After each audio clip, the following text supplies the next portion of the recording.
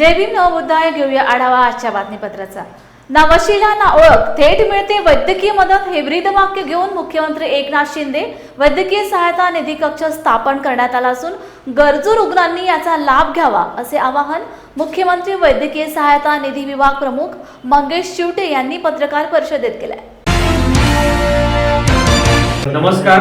राज्याचे मुख्यमंत्री एकनाथ शिंदे साहेब यांच्या माध्यमातून मुख्यमंत्री वैद्यकीय निधी कक्षाच्या द्वारे गेल्या 2 वर्षांमध्ये दुर्धर आजारांनी ग्रस्त असलेल्या तब्बल 36,000 रुग्णांचे प्राण वाचवण्यात आम्हाला यश मिळाले। यामध्ये जवळपास 285 कोटी रुपयांपेक्षा अधिकचं अर्थसहाय्य वितरित करण्यात आलेलं आहे। या निमित्तानं मला एक विनम्र आवाहन करायचं आहे की मुख्यमंत्री वैद्यकीय सहायता निधी कक्ष योजना ही पूर्णतः निःशुल्क योजना आहे। त्यामुळे रुग्णांनी, रुग्णाच्या नातेवाईकांनी या योजनेचा लाभ मिळवण्यासाठी थेट अर्ज करावा। कुठल्याही खाजगी संस्था, व्यक्ती किंवा मध्यस्थांच्या द्वारे अर्ज करू नये। या योजनेचं ब्रीदवाक्य आता आपण केलेलं आहे, ना वशिला ना ओळख, थेट मिळते मदत। या योजनेचा लाभ घेण्यासाठी कुठल्याही खासदार, आमदारांची किंवा नगरसेवकांची कोणाच्याही शिफारसीची गरज देखील नाहीये। आपण थेट अर्ज करून हे अर्थसहाय्य मिळू शकता। यासाठीचा टोल फ्री क्रमांक आहे 8650 567 567। या क्रमांकावर जर आपण कॉल केला तर मुख्यमंत्री वैद्यकीय सहायता निधीचा अर्ज मोबाईलवर तुम्हाला त्या ठिकाणी प्राप्त होईल। योग्य आणि विहित नमुन्यामध्ये जर आपण अर्ज दाखल केला तर शासकीय आठवड्याच्या 1 आठवड्यामध्ये हे अर्थसहाय्य संबंधित रुग्ण ज्या रुग्णालयामध्ये ऍडमिट आहे त्या खात्यावर हे अर्थसहाय्य वितरित करण्यात येतं आणि संपूर्णतः पारदर्शक प्रक्रिया योजनेमध्ये राबवण्यात येते। आणि सर्वात महत्त्वाचं, या योजनेमध्ये एखादं रुग्णालय नव्यानं अंगीकृत करण्यासाठीची प्रक्रिया देखील ही संपूर्णतः निःशुल्क आहे। तर या योजनेचा लाभ जास्तीत जास्त रुग्णांनी घ्यावा हे विनम्र आवाहन या निमित्तानं मी करत आहे। आणि सर्वात महत्त्वाचं म्हणजे महाराष्ट्र कर्नाटक सीमावर्ती भागातील 865 जी गावं आहेत, जी महाराष्ट्राची आहेत, मराठी भाषिक गावं आहेत, या सर्व मराठी भाषिक नागरिकांना आता मुख्यमंत्री वैद्यकीय सहायता निधीचा लाभ घेता येऊ शकतो। 1 जानेवारी 2024 पासून संपूर्ण या 865 गावातील कुठलाही नागरिक निसंकोचपणे या योजनेच्यासाठी अर्ज करू शकतो आणि आपल्या भागातील जो कोणी गरजू रुग्ण आहे, दुर्धर आजाराने ग्रस्त, त्याला ही योजनेचा लाभ मिळवून देऊ शकतो। निधी योजनेमध्ये उत्पन्न दाखल्याची अट 1,60,000 रुपये वार्षिक आहे। तहसीलदारांचा उत्पन्नाचा दाखला या ठिकाणी लागतो। लवकरच ही मर्यादा देखील वाढवण्याच्या अनुषंगानं आपला प्रयत्न आहे। या संदर्भात देखील लवकरच अधिकृत घोषणा माननीय मुख्यमंत्री महोदय करणार आहेत। पण या निमित्तानं हे देखील सांगणं आवश्यक आहे की संपूर्ण महाराष्ट्रातील महसूल प्रशासन यंत्रणेला मुख्यमंत्री कार्यालयातून निर्देश करण्यात आलेले आहेत की ज्या ज्या गरजू रुग्णाला वैद्यकीय कारणास्तव उत्पन्नाचा दाखला हवा आहे त्यांना 24 तासाच्या आत तो देण्यात यावा। त्याच्यासाठी कुठल्याही पद्धतीनं संबंधित रुग्णाला किंवा रुग्णाच्या नातेवाईकाला हेलपाटे मारण्याची गरज लागू नये याची काळजी घेण्याचे निर्देश देखील संपूर्ण महसूल यंत्रणेला देण्यात आलेले आहेत। आषाढ पौर्णिमेनिमित्त तालुक्यातील खुरगाव नांदुसा येथील ऋषी पठण केंद्राचे प्रमुख भदंत पय्याबोधी थेरो यांच्या 15व्या वर्षावासास कालपासून उत्साहाच्या वातावरणात प्रारंभ झालाय। आषाढ पौर्णिमा ते अश्विन पौर्णिमेपर्यंत 3 महिने चालणाऱ्या या वर्षावासात विपश्यना, त्रिरत्न वंदना, परित्राणपाठ, बुद्ध आणि त्यांचा धम्म आदी ग्रंथांचे वाचन व चिंतन होणार असून बौद्धोपासक उपासकांनी याचा लाभ घ्यावा असे आवाहन भदंत पय्याबोधी थेरो यांनी केले आहे। या प्रसंगी उपासक उपासकांनी भंतेंना चिवरदान व धम्मदेशनेसाठी कॉर्डलेस माईक भेट दिला। शोभते भारती महामानव गुणमास शरण संगा पटे विहाय सब संपत्ति सिद्धि आयुदायक सब दुखा विनानुग्रहं कृत्वा परितं मंगलम समता चक्रवालेषु अता धम्म सवन कालो अयं भदन्ता धम्म सवन कालो अयं भदन्ता गुण गण गहना व्यावता सब कालं एते अयंतो देवावर कनकमय्य मेरु राजेव नरता। जय भीम। सर्वप्रथम सर्वांना मी प्रतिमा भुजंगराव खंदारे, आशीर्वाद नगर पिवळी गिरणी नांदेड येथून इथे आलेली आहे। हे सामनेर प्रशिक्षण केंद्र आहे। इथे मोठ्या प्रमाणामध्ये सामनेर तयार होतात। आणि आषाढी पौर्णिमा ते अश्विन पौर्णिमा हा जो कालावधी आहे हा बौद्ध धर्मातील भिक्षूंसाठी फार महत्त्वाचा कालावधी आहे. या कालावधीमध्ये भिक्षू आपल्या सेंटरमध्ये राहून बुद्ध धम्माचा अभ्यास करतात आणि लोकांना पण याचा प्रसार करण्यासाठी सांगतात. आणि असाच हा भंते पय्याबोधी थेरो यांचा 15वा वर्षावास आहे. तो ऋषीपथन सामनेर प्रशिक्षण केंद्र नांदुसा खुरगाव येथे करणार आहेत. त्यानिमित्तानं आमच्या खंदारे परिवाराकडून भंतेजीला मंगल कामना आणि त्याचबरोबर इथे मोठ्या प्रमाणामध्ये बाहेरचे उपासक उपासिका येतात आणि हे जे सेंटर बनत आहे भिक्षू आणि भिक्षुणींसाठी इथे महिन्याला जवळपास 50 ते 100च्या आसपास सामनेर प्रशिक्षण घेऊन जातात आणि हे 24 तास चालणारं भारतातलं पहिलं सेंटर आहे. सर, मी वसमतून आनंद रामचंद्र वाहेवळ या ठिकाणी खुरगाव तालुका जिल्हा नांदेड या ठिकाणी आलेला आहे आणि पूज्य वंदनीय भदंत पय्याबोधीजी थेरो यांचा आज आषाढी पौर्णिमा ते अश्विनी पौर्णिमा या 3 महिन्याच्या वर्षावासास प्रारंभ होत आहे आणि ते या ठिकाणी पवित्र अशा बौद्ध धम्माचा प्रचार आणि प्रसार करण्यासाठी 3 महिने सतत ते बौद्ध आणि त्यांचा धम्म, बौद्धाचे कार्य, धम्माचे कार्य आणि संघाचे कार्य याच्यावर ते नेहमीच आणि या 3 महिन्यात सुद्धा सतत सर्व मानवजातीच्या कल्याणासाठी अहोरात्र परिश्रम करून ते धम्मदेशना देत असतात. मी सर्वांना आवाहन करू इच्छितो की या वर्षवास कालावधी जो आहे आषाढी पौर्णिमा ते अश्विन पौर्णिमा हे महापुण्य अर्जित करण्याचा कालावधी असतो. या कालावधीमध्ये बौद्ध भिक्खू जगातील अधिष्ठान करत असतात. आषाढी पौर्णिमा ते अश्विन पौर्णिमापर्यंत पूर्ण म्हणजे धम्माचं ज्ञान अर्जित करत असतात. विपश्यना ध्यान साधना करून महापुण्य अर्जित करत असतात. वेगवेगळ्या विहारांमध्ये भिक्षूंचं अधिष्ठान होत असते. उपासक उपासिकांना ही अमूल्य संधी आहे. या वर्षवास कालावधीमध्ये आपण बौद्ध भिक्खूंना भोजनदान द्यावं, चिवरदान द्यावं, औषधी दान द्यावं आणि जे काही विहाराची कामं जर चालली असतील तर आपण दान स्वरूपामध्ये आर्थिक दान देऊ शकता त्यांना, किंवा विटकर असेल, सिमेंट असेल, रेती गजाळी असेल, ज्या ज्या परिसरामध्ये बौद्ध भिक्खू काम करत आहेत, बुद्ध विहारांची ज्ञान केंद्रांची निर्मिती करत आहेत, अशा ठिकाणावर आपण सर्व बौद्ध भिक्खूंना आपण सहकार्य करून महापुण्य अर्जित करावं आणि ज्ञान अर्जित करण्याचा आपण प्रयत्न करावा. आपापल्या बुद्ध विहारांमध्ये, आपापल्या परिसरांमध्ये बुद्ध आणि त्याच्या धम्मग्रंथाचं वाचन करावं, पठन करावं आणि महापुण्य अर्जित करावं. बौद्ध भिक्खूंच्या धम्मदेशनेचा लाभ घ्यावा एक आव्हान मी या ठिकाणावर करत आहे. आषाढी पौर्णिमा ते अश्विन पौर्णिमेपर्यंत मी सुद्धा सामनेर प्रशिक्षण केंद्र खुरगाव तालुका जिल्हा नांदेड येथे अधिष्ठान करत आहे. याही परिसरामध्ये दर महिन्याच्या 19 तारखेला पौर्णिमेच्या अनुषंगाने भव्य कार्यक्रमाचं आयोजन केलं जातं. धम्मदेशनेचा कार्यक्रम, सांस्कृतिक कार्यक्रम, तसेच विविध कार्यक्रम, विपश्यना असेल, काही लेझिम पथक सुद्धा म्हणजे या ठिकाणावर येतात. लाठीकाठीचे प्रदर्शन सुद्धा या ठिकाणावर होत असतात.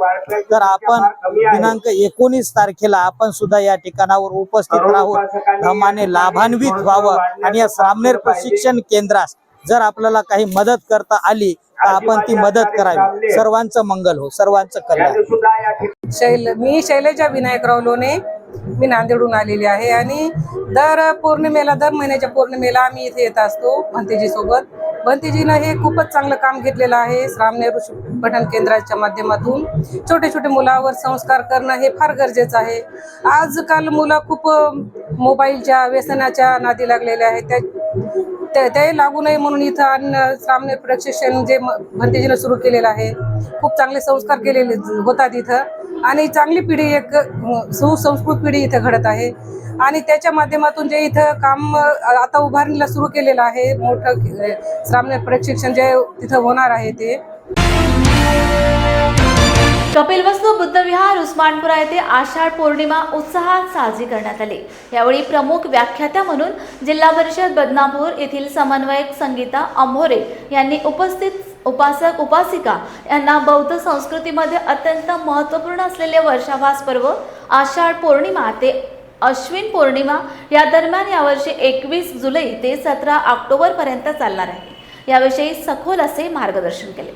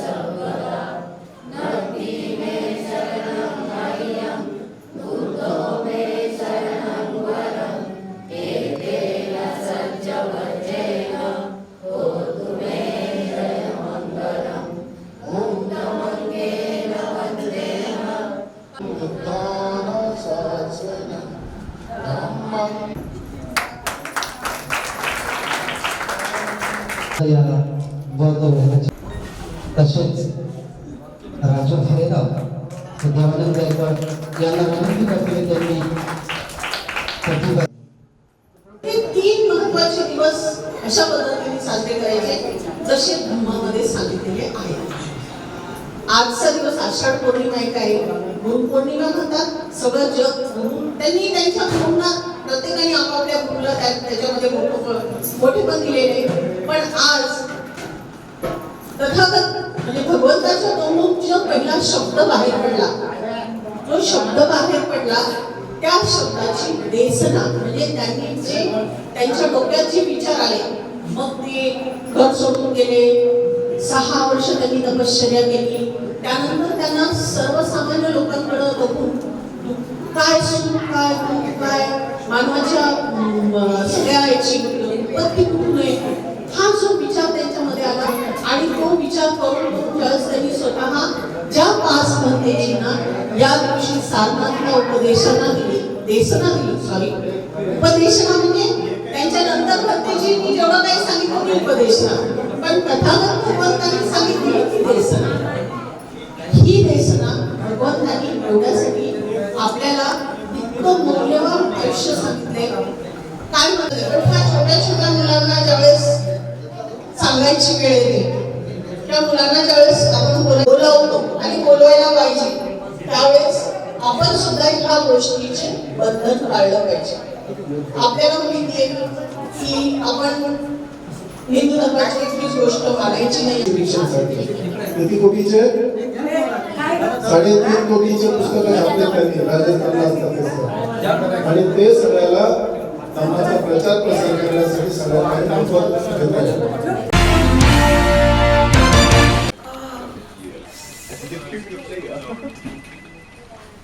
बॉस ने मीटिंग बुलाई। क्या यार, आदमी की तकलीफ को तो समझो। बाहर बाहर उठो बैठो। जनाब, तकलीफ उठने बैठने की नहीं, तकलीफ बवासीर की है। बवासीर, फिशर, भगंदर, पाइलोनियल साइंस का आयुर्वेद तथा आधुनिक लेजर से उपचार। अभ्युदय पाइल्स लेजर हॉस्पिटल, लोहार समाज भवन के पीछे, महापुष्प सोसाइटी, शताब्दी नगर चौक से मनीष नगर रोड, नागपुर। कॉल और विजिट करें www.pilesfistulacure.com। हुआ बहू? माँ, पाइल्स की बहुत तकलीफ हो रही है। तो तुम गुदरोग सर्जन के पास क्यों नहीं गई? देखो, जैसे हार्ट के लिए हार्ट स्पेशलिस्ट, ब्रेन के लिए ब्रेन स्पेशलिस्ट, तो पाइल्स के लिए पाइल्स स्पेशलिस्ट क्यों नहीं? स्त्री हो या पुरुष, टॉयलेट में तकलीफ केवल पाइल्स ही नहीं, और भी कई प्रकार के गुदरोग तथा कैंसर भी हो सकता है। इसीलिए इसकी प्रत्यक्ष जांच जरूरी है। ठीक है माँ, पर जांच के लिए हम जाएंगे कहाँ? वही काले आयुर्वेदिक पाइल्स हॉस्पिटल में। लेकिन माँ, प्रेगनेंसी में पाइल्स की दवाइयाँ? प्रेगनेंसी में आयुर्वेदिक दवाइयाँ सुरक्षित होती है। जनहित में जारी। काले आयुर्वेदिक पाइल्स हॉस्पिटल, औषधि चिकित्सा तथा सर्जरी ट्रीटमेंट उपलब्ध। हमारा पता उमरेड रोड, दिघौरी बस स्टॉप के पास, नागपुर। अधिक जानकारी के लिए वेबसाइट पर जाएं kalepailshospital.com। ज्येष्ठ नागरिकांना किमान 3500 मानधन देण्यात यावे। ज्येष्ठ नागरिकांना राष्ट्रीय संपत्ती म्हणून घोषित करा। ज्येष्ठ नागरिक धोरण तंतोतंत त्वरित अंमलात आणा। या मुख्य मागण्यांसाठी 21 जुलै रोजी नांदेड येथे सहयोग ज्येष्ठ नागरिक संघ तथा जिल्हा ज्येष्ठ नागरिक समन्वय समितीच्या संयुक्त विद्यमाने डॉक्टर हंसराज वैद्य यांच्या नेतृत्वाखाली मायबाप नागरिकांची लक्षवेधी मागणी पदयात्रा काढण्यात आली।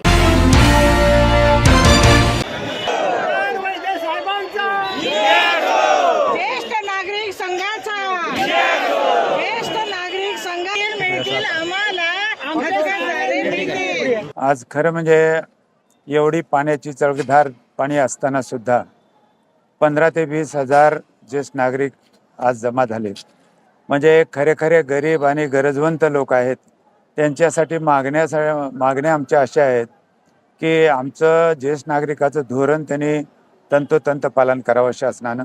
दुसरं म्हणजे 2007चा कायदा, 2010चे नियम आणि 2013चा कायदा हा पण त्यांनी तंतोतंत मान्य केलेला आहे, तो तंतोतंत अंमलात आणावा।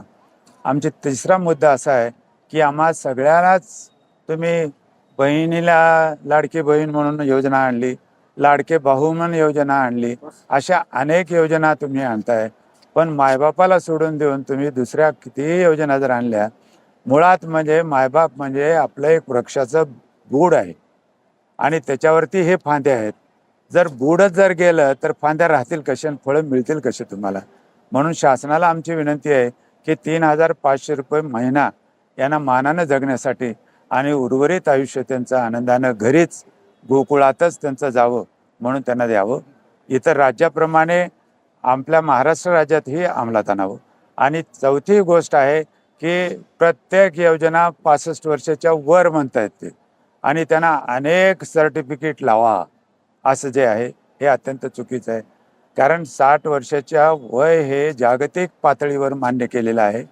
भारतातही अनेक राज्यामध्ये 60 वर्षच आहे, पण महाराष्ट्रामध्येच फक्त केवळ 65 वर्ष म्हटलं जातं।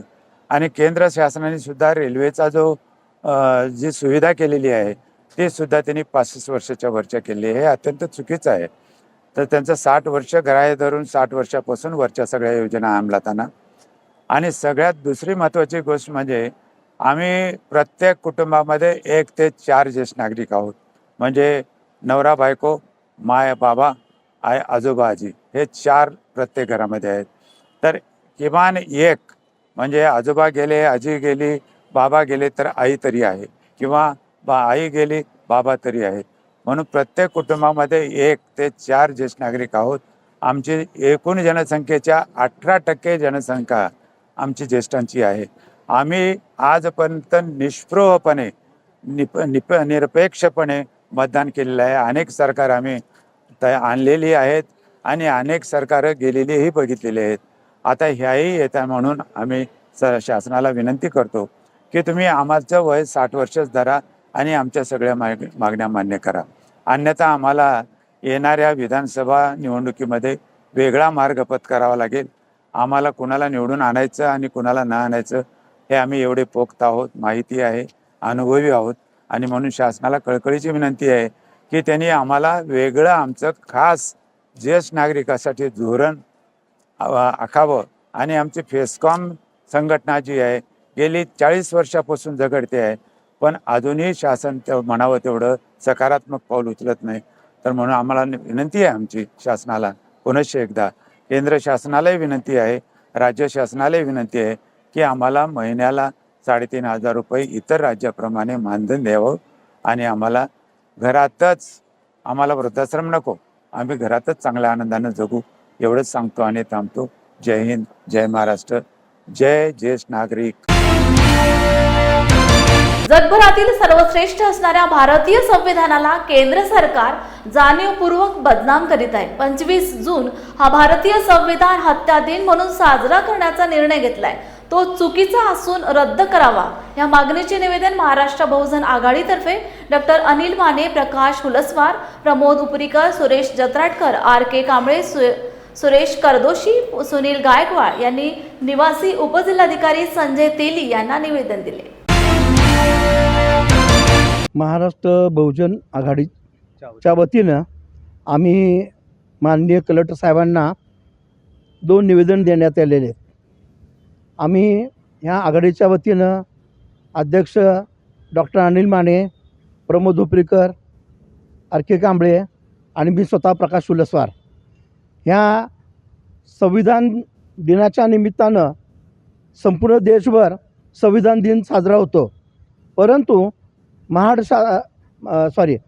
आपल्या केंद्र सरकारने 25 जून हा जो आणीबाणीचा दिवस होता, तो आणीबाणीचा दिवस किलिंग डे म्हणून संविधान किलिंग डे अशा पद्धतीचा त्यांनी एक घोषणा केलेली आहे, अध्यादेश काढलेला आहे. तर याला आमचा पूर्णपणे विरोध आहे. कारण जर आणीबाणी ही त्यावेळच्या काळात जेव्हा लादली गेली किंवा लावली गेली इंदिरा गांधींनी, तर तो संविधानाच्याच माध्यमातून लावण्यात आली. परंतु आज सध्या अघोषित आणीबाणी आहे, ह्याला हे केंद्र सरकार जबाबदार आहे. जर संविधान किलिंग डे जर आपण म्हणत असाल तर मग 25 जून आणि आतापर्यंत आपण कुठल्या ह्याच्यावर राज्य चालवलं? आतापर्यंत संविधान नव्हतंच का तुमची हुकुमशाहीच होती? ह्याच्यासाठी संपूर्ण देशभरामध्ये जनजागृती व्हावी आणि संविधानाचा किलिंग डे न म्हणता संविधान अमर रे हीच आमची भूमिका राहणार आहे. आणि डॉक्टर बाबासाहेब आंबेडकरांच्या विचारानं च्या संविधानामुळं आपण सर्व या देशाचा विकास करू शकणार आहे.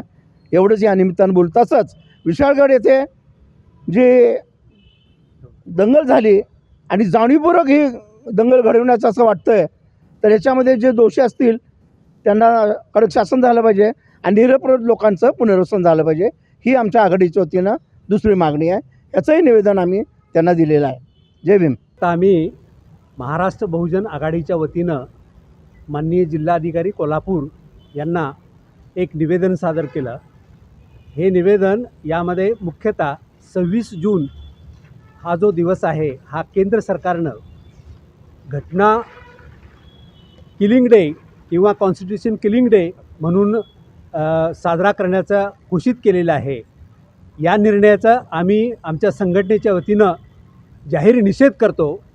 त्याचं कारण असं की विद्यमान घटना जी आहे ही डॉक्टर बाबासाहेब आंबेडकरांनी लिहिलेली घटना आहे आणि या किलिंग डेच्या निमित्तानं त्यांनी भारतीय राज्यघटनेला बदनाम करण्याचे ठरवलेलं आहे. त्याचबरोबर या निर्णयामुळं बाबासाहेब आंबेडकरांचा सुद्धा अपमान होणार आहे. आज जे सत्ताधारी सत्तेवरती आहेत हे सुरुवातीपासून भारतीय राज्यघटनेच्या विरोधात आहेत. त्यांच्या मनामध्ये मनुस्मृती हीच खरी त्यांची घटना आहे आणि म्हणून भारतीय विचार परंपरेचा जर विचार केला तर किलिंग डे किंवा हत्या दिन असे प्रकार कधीही साजरे केले जात नाहीत. आणि म्हणून आम्ही मागणी करीत आहोत की हा जो अध्यादेश काढलेला आहे 25 जूनचा जो गॅझेट काढलेला आहे ते ताबडतोब मागं घ्यावं. नाहीतर या केंद्र सरकारच्या मोठ्या प्रमाणात विरोधामध्ये आम्हाला आंदोलन करावं लागेल. बंधूंनो, ही गोष्ट लक्षात ठेवा की घटनाविरोधी किंवा लोकशाही विरोधी परंपरेचेच हे लोक आता सत्तेवरती आलेले आहेत. तर या माध्यमातून आम्ही सरकारला विनंती करतो आहे की ताबडतोब हा निर्णय मागं घ्यावा आणि अशी आमची भूमिका आहे.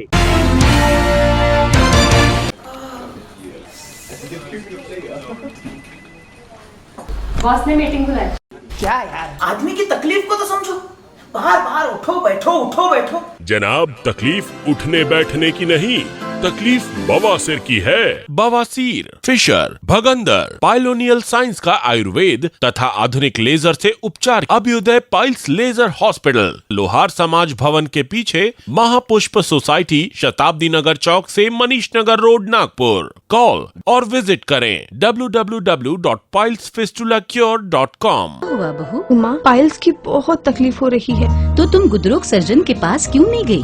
देखो, जैसे हार्ट के लिए हार्ट स्पेशलिस्ट, ब्रेन के लिए ब्रेन स्पेशलिस्ट, तो पाइल्स के लिए पाइल्स स्पेशलिस्ट क्यों नहीं? स्त्री हो या पुरुष, टॉयलेट में तकलीफ केवल पाइल्स ही नहीं, और भी कई प्रकार के गुदरोग तथा कैंसर भी हो सकता है। इसीलिए इसकी प्रत्यक्ष जांच जरूरी है। ठीक है माँ, पर जांच के लिए हम जाएंगे कहाँ? वही काले आयुर्वेदिक पाइल्स हॉस्पिटल में। लेकिन माँ, प्रेगनेंसी में पाइल्स की दवाइयाँ? प्रेगनेंसी में आयुर्वेदिक दवाइयाँ सुरक्षित होती है। जनहित में जारी। काळे आयुर्वेदिक पाइल्स हॉस्पिटल, औषधि चिकित्सा तथा सर्जरी ट्रीटमेंट उपलब्ध। हमारा पता उमरेड रोड, दिघौरी बस स्टॉप के पास, नागपुर। अधिक जानकारी के लिए वेबसाइट पर जाएं kalepailshospital.com। ओबीसी आरक्षणाचा प्रश्न ऐरणीवर आला असून महाराष्ट्रात सध्या जे दंगलखोर वातावरण निर्माण झालंय त्याला शमविण्यासाठी व सामाजिक सलोखा राहण्यासाठी ओबीसी आरक्षण बचाव यात्रेचे आयोजन करण्यात आले असल्याची माहिती वंचित बहुजन आघाडीचे राष्ट्रीय अध्यक्ष ॲडव्होकेट बाळासाहेब आंबेडकर यांनी नांदेड येथे घेण्यात आलेल्या पत्रकार परिषदेत दिली। 25 तारखेला मुंबईला डॉक्टर बाबासाहेब आंबेडकरांच्या चैत्यभूमीला नमन करणार। त्याच दिवशी दुपारी जे आहे ते आम्ही असणारा महात्मा फुलेंचा वाडा जो आहे पुण्याला, तिथं अभिवादन करणार। कोल्हापूरला आम्ही असणारा मुक्काम करणार। त्याच दिवशी 26ला जे आहे शाहू महाराजांना नमन करत, आणि हा दिवस महत्त्वाचा आहे कारण का शाहू महाराजांनी आरक्षण 26 जुलैलाच जाहीर केलं होतं। सभा घेऊन आम्ही असणारं ओबीसी आरक्षण बचाव यात्रा ही आमची सुरुवात होईल।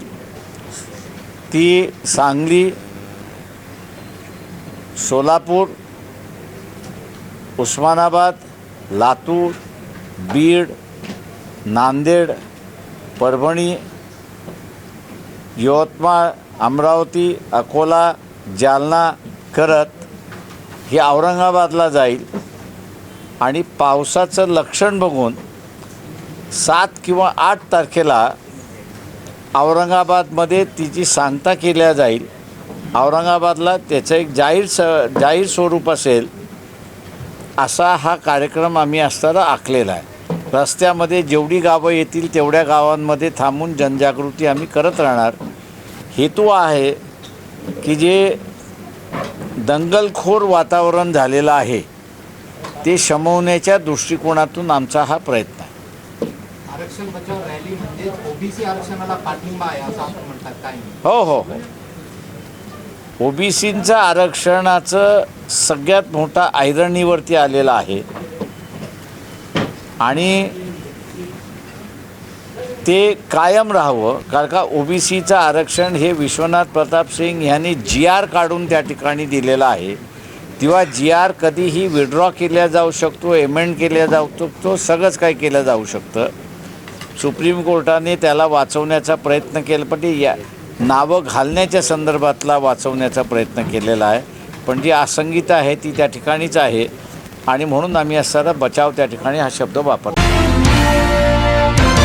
लोककलावंत प्रबोधन परिषद महाराष्ट्र राज्य या राज्यस्तरीय लोककलावंत संघटनेच्या वतीने कलाकारांच्या न्याय, हक्क, अधिकार च्या विविध मागण्यांसाठी शासन प्रशासनाचे लक्ष वेधण्यासाठी सांगोला जिल्हा सोलापूर येथे अध्यक्ष शाहीर सुभाष गोरे यांच्या नेतृत्वामध्ये शाहीर बाळासाहेब मालुसकर, शाहीर गजेंद्र गवई, शाहीर नानाभाऊ परिहार, शाहीर मीरा दळवी, शाहीर अंबी शाहीर, रंगराव पाटील यांच्या प्रमुख उपस्थितीमध्ये व हजारो लोककलावंतांच्या उपस्थितीत आंदोलन केले। या न्याय, हक्क, अधिकारांच्या मागणी आंदोलनाच्या माध्यमातून सरकारला लेखी निवेदन देण्यात आले।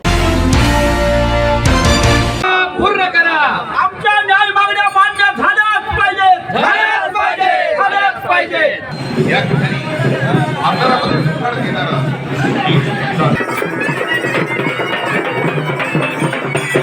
कोणत्या रूपानं आली सुरी गड्यावर बंद करा ठेकेदारी, आली सुरी गड्यावर बंद करूया ठेकेदारी, आपली आपली हिसकावली भाकरी आम्ही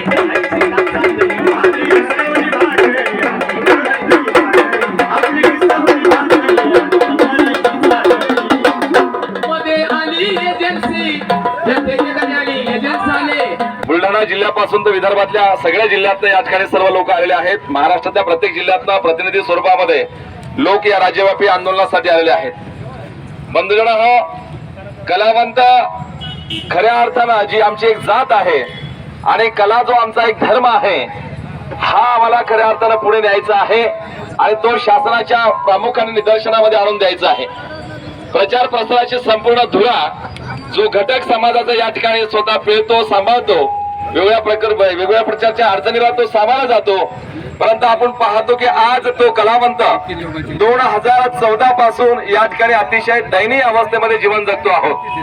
कलावंतांना मिळत असणारं शासन स्तरावरचं विविध प्रकारचं पॅकेज असेल, शासनाचे कार्यक्रम असतील, याचा जो ओघ आहे हा अतिशय दयनीय आणि उदासीन अवस्थेमध्ये आहे. आणि त्यामुळं ही समाजाला जागृत करणारी जी एक जमात आहे, कलावंतांची ही जी जात आहे, या कलेच्या माध्यमातून आपल्याला शासनाचं लक्ष वेधून घ्यायचं आहे. आणि म्हणून कलावंत जर जिवंत राहिला तर कला जिवंत राहील. आणि म्हणून हा कलावंत जिवंत ठेवायचा असेल आम्हाला, तर शासनाच्या निदर्शनामध्ये आपल्या सर्वांना आणून द्यावं लागेल की कलाकार हा जिवंत राहण्याची गरज आहे. आपण पाहतो शासनाच्या विविध प्रकारच्या समस्या आहेत. अनेक कलावंत कमी शिकलेले असतील, निरक्षर असतील, परंतु अशा कलावंतांचे कागदपत्र नसतात, परंतु उभं आयुष्य ते कलेसाठी या ठिकाणी समर्पित करतात. मग ते वादक असतील, गायक असतील, कलावंत असतील, वेगवेगळ्या ज्या पद्धतीनं धार्मिक कला सादर करणारे असतील, परंतु त्यांची नोंद कुठे शासन दरबारी होत नाहीये.